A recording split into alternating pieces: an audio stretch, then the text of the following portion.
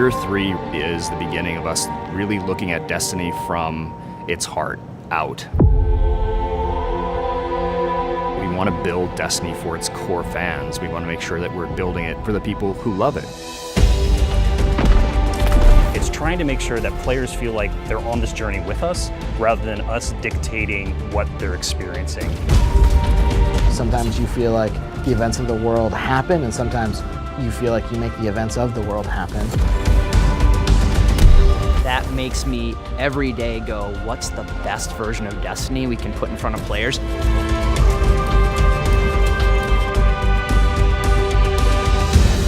The real thing I think we're doing this year is telling our players where we're going. Like, we're saying, hey, we're back. This is the 5-year vision for the game.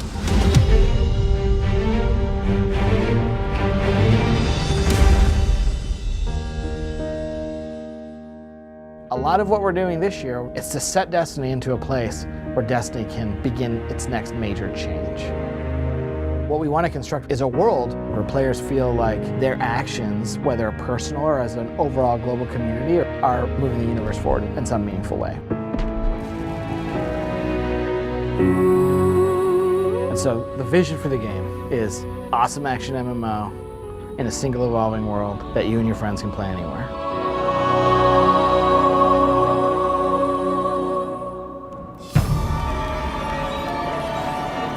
Shadowkeep is this first step to where we want to get to.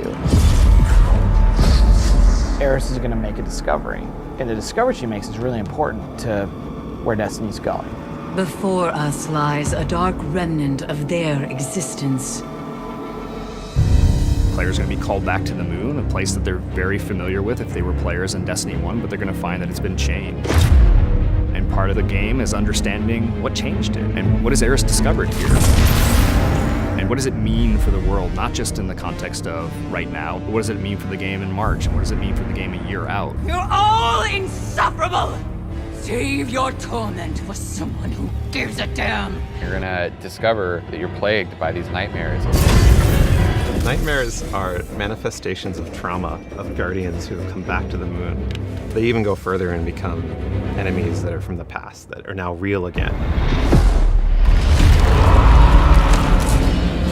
Shadowkeep is not just a destination with a new set of missions on it. Shadowkeep is a transition for the entire solar system of how you play the entire game.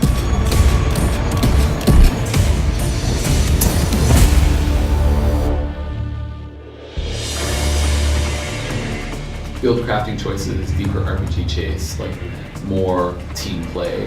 One of the first things we set out to do with Shadowkeep was deepen the character sheet. He was implementing some of the feedback he got from Sheik. That led to all the changes that we made to Armor.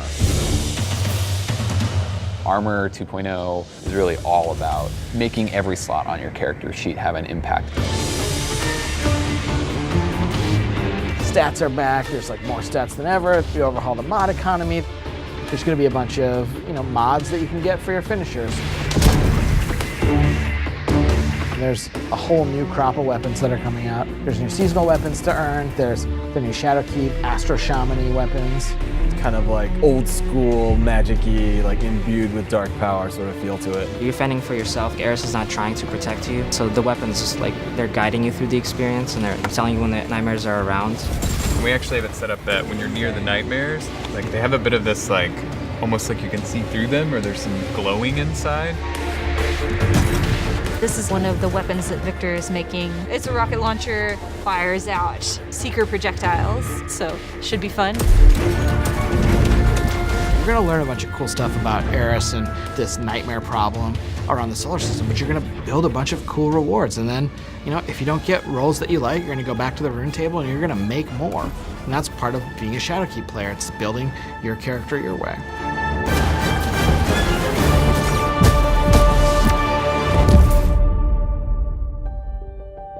Try to separate that sort of ramp up cinematic story climax speed bullet from the... Each year we have an expansion set that comes out like Shadowkeep, and we're gonna have 4 follow-on seasons. And the expansions themselves are meant to be an anchor that is gonna set that arc in a place. That growth, evolution, change, that's the stuff that manifests in the seasons. So we evolved the season pass. One of the biggest changes from the seasonal model you'll see from the annual pass is that we're focusing a lot more on how the seasons actually connect to one another. We want to make sure we're actually threading a narrative that players can follow, starting in Shadowkeep. We're going to start telling one continuous story. You want it to be meaningful. You want to understand, like, why was I sent there? We're actually trying to set up this concept of the season being something that occurs, and you want to be there and you want to experience it. The players are moving the world forward.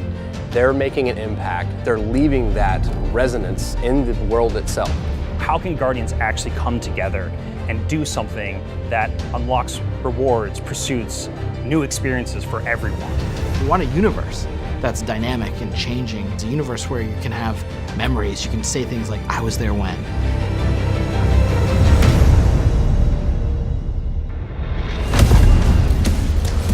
Every season they log into Destiny, there's a new way to play the game. Season rank, the artifact, the bonus power that comes with the artifact, player elected difficulty. These are all systems that are designed to make the game more compelling as a character building game. What we wanted to provide with the artifact was an infinite power grind for the players. The seasonal artifact is going to give you the tools that you need to defeat champions, our new hardest enemies in the new Nightfall modes. We're calling it Nightfall the Ordeal, so the players can choose how hard they want their difficulty to be. The further up you move in difficulty, the more likely you are to get the kind of rewards that you're looking for. The end game now is about powering up your artifact to get more powerful beyond your gear, so you get to the hardest challenges, the hardest level of the Nightfall, or you're trying to hit the hardest raid challenge or the dungeon. The dungeon that we're shipping in Shadowkeep's time frame is deep within the moon. You fight your way down into like the depths of this chasm, and there's all kinds of traps on the way. This is an opportunity for people that want the raid experience in terms of the mystery of the activity, but with Fire Teams 3.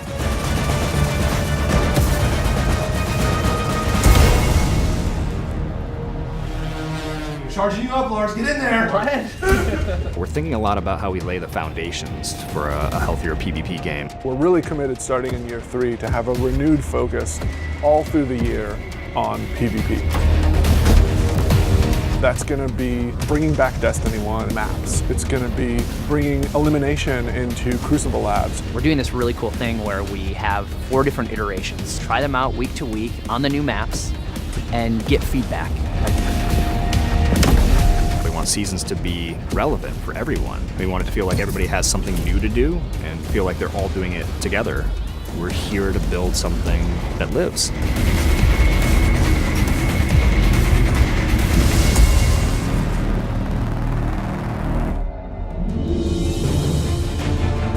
Season of the Undying is when the Vex start invading from the Black Garden. And when they start invading the moon, you get to help take them out. Over the course of that 3-month period, you're going to be getting more powerful, stronger, and then eventually you're going to stop that invasion. The story that we're telling is about the impact that the Vex can have on the whole solar system if we leave them unchecked. It's really going to kick that Act 1 of Year 3 off. And then Season 8 gets going with a raid, Vex offensive, we've got nightmare hunts, exotic quests, explore the moon, new strikes, new PvP maps. There's just so much going on, no matter what kind of player you are. Season 8 is the catalyst. Season 9 is really where things start to build, and then Season 10 is where things start to get pretty intense, and then Season 11, everything is going to come together, and you're going to want to be there to see it happen. It's going to be like no other time in Destiny.